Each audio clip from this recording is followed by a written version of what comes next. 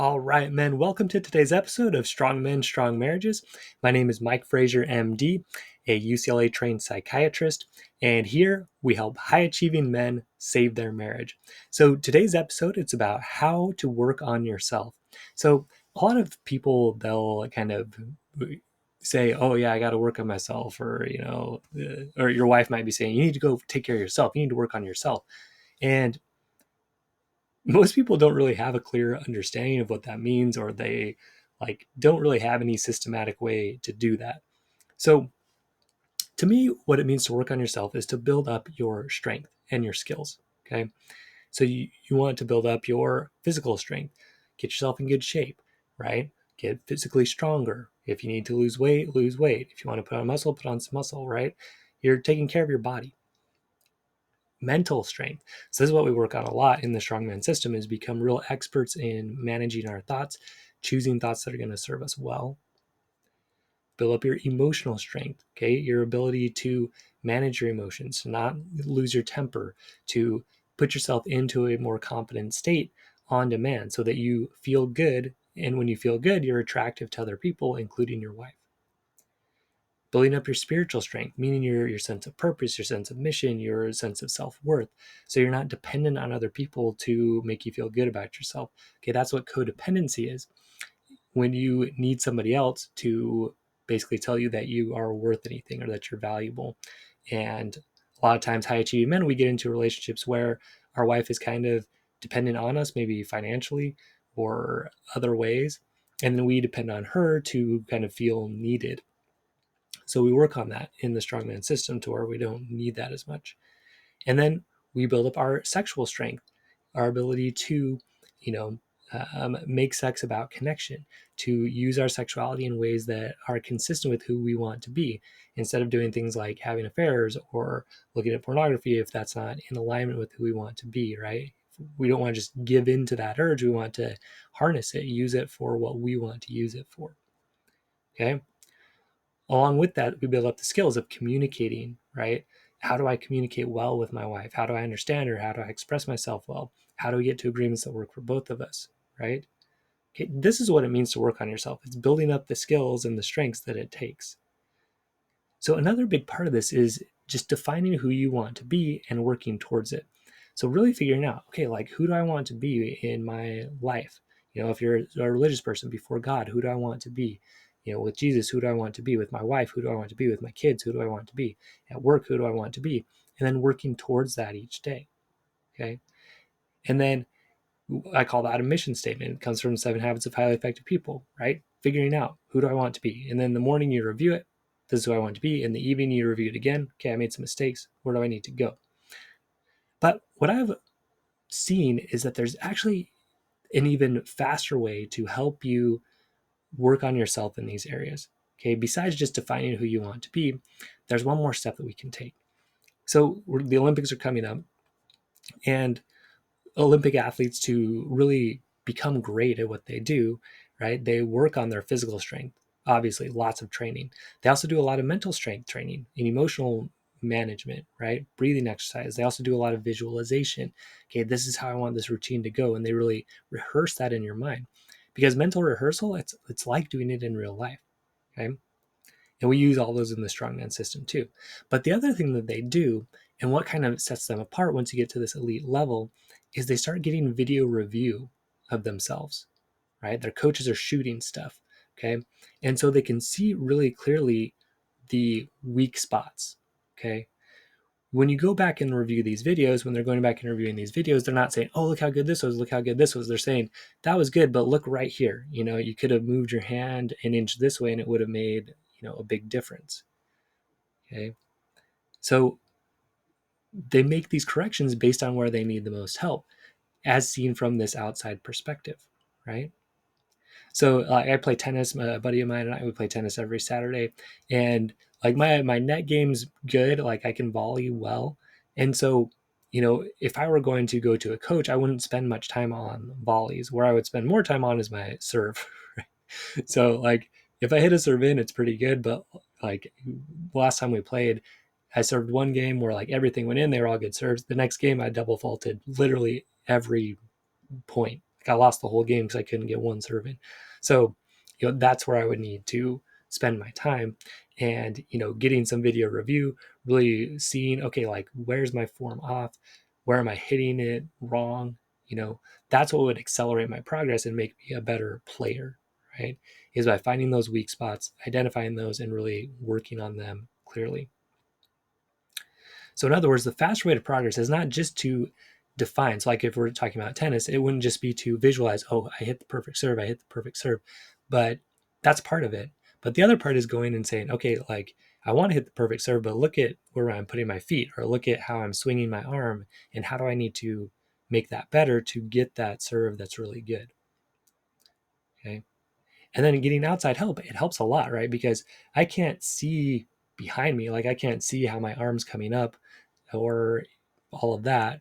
But if I had a video, then I could see it. If I had a coach, they could like even grab my arm and kind of move it in a way that would be helpful. So here's what you can do. Okay. Here's how to apply this to your life. So you want to find your weaknesses and write them out. Okay. So think about areas in your life that other people have complained about you. So if your wife has said to you, man, you just don't listen to me, or your kids are like, dad, you don't listen, or you know you don't show up at our stuff, or you show up but then you're mad if we don't perform well enough, whatever, right? So I'll give you some ideas, but hopefully you have some ideas in mind already of things that people around you are complaining about. But as a high achieving man, some of these might include these, and these are some of mine, okay, is one-up behaviors. So thinking that you know better than your wife or people around you, and especially with your wife, right? We're talking about marriages here. So you think you know better than her about money. You think as far as sex goes, you either deserve it or you are more adventurous than her and she's kind of less than you because she won't try the things you want. With in-laws, you don't like hers or she doesn't like yours enough. With parenting, your ideas are better than hers, or she's not doing enough, or you're doing more than your share, or it's just her job and you don't need to do any of it. Okay. With religion, the way you believe is better than what she believes. With housework, she needs to do all of it, or you feel like you're doing more than your share. Okay. So that's all one up, basically thinking that you're better than your wife. You probably have some of this. As a high achieving guy, you achieve success in your other areas of your life, and that competitive edge and trying to be the best you can be, but not just that, trying to be better than the people around you, right? It kind of serves you well in a lot of areas. Just in your marriage, it doesn't. Another one might be jealousy of the success of others. If your wife starts doing well in her career, that can feel threatening. Okay. Or just other people in your field, right? If you just kind of feel that anger, I know that's something that I'm working on. That's one of the things on my weaknesses list that I'm working on, and I'll tell you what's helping me with that. Being overly competitive, okay, even with your wife or kids. This is one that I brought up on this podcast a few times, where if my kids are beating me in a game, like, I get mad, I get angry. Okay, it goes along with this kind of high achieving competitive nature that helps us in a lot of areas, but also gets in our way in some areas. Okay, not listening very well. Again, this comes back to that one up thinking, okay, I'm going to listen to you, but here's why you're wrong. Okay. Feeling entitled to sex, like, hey, look, I'm providing for you, I'm doing all these things, and so like you owe this to me. This is part of your job. Okay, I'm doing my job, providing for us. Now it's your job to provide sex to me back. Okay. Another one that sometimes we fall into is hiding our frustration until it blows up into something bigger. Okay, so we don't bring up the little things, and then all of a sudden we blow up over, something when we just feel like it's too much.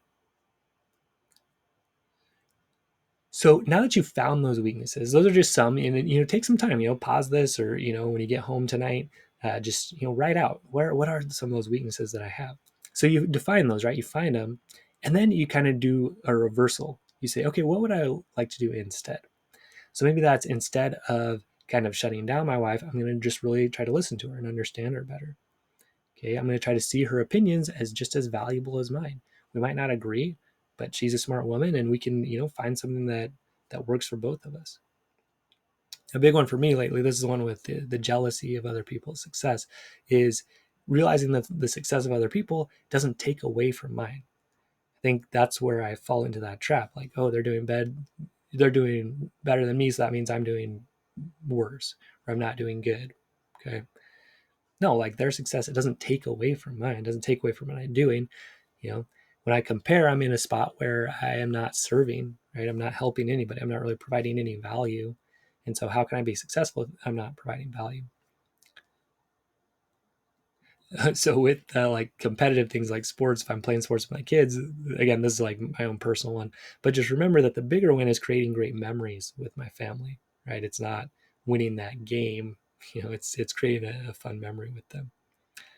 If you feel entitled to sex, right? A reverse of that, this is what I'm using, is connecting and having fun with my wife all the time, not just with sex. Like I want to use my sexuality to connect with my wife and have fun with her, but I can do that all day. I can connect with her. I can have fun with her. We can tease. We can flirt, and then that more naturally leads into a good sexual relationship. Instead of just be like, oh yeah, I brought home the paycheck, and so now we should have sex tonight. That's feels entitled. It's not attractive to your wife. Doesn't turn out well. Okay, another thing is instead of like hiding things and blowing up, being honest about frustrations, even when it's difficult. This is what I consider real intimacy, right? Is when you can tell your wife, hey, like the way things are going in this particular thing, I don't like it. It's not really working well. Whether that's with money, sex, in-laws, parenting, religion, whatever. You can bring up that concern and say, look, I'm sure I'm doing things that are a problem there. That's what part of this is about too, listing out those weaknesses. But then saying, but this isn't working, so let's find something that works for both of us. So a daily habit you can do with this, okay, is each morning you look at that list. Okay, here's my weaknesses, right? So that kind of puts you on alert for those weak negative behaviors that you tend to fall into. We all have them, okay?